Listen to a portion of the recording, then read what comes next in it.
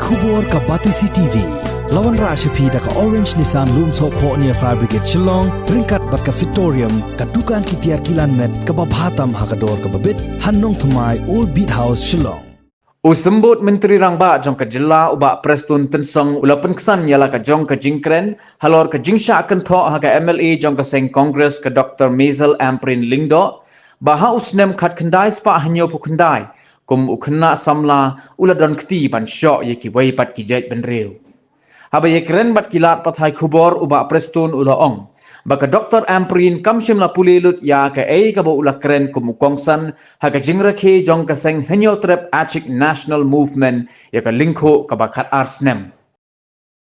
Through your past experience, you should share with others. Is it a sin? Is it a crime?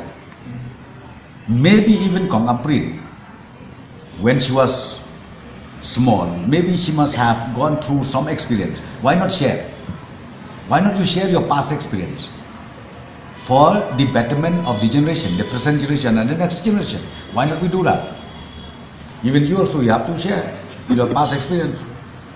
Because through past experience, be it good or be it bad, if you can share in a proper platform, so it will become ultimately a genuine contribution to the citizens of the state.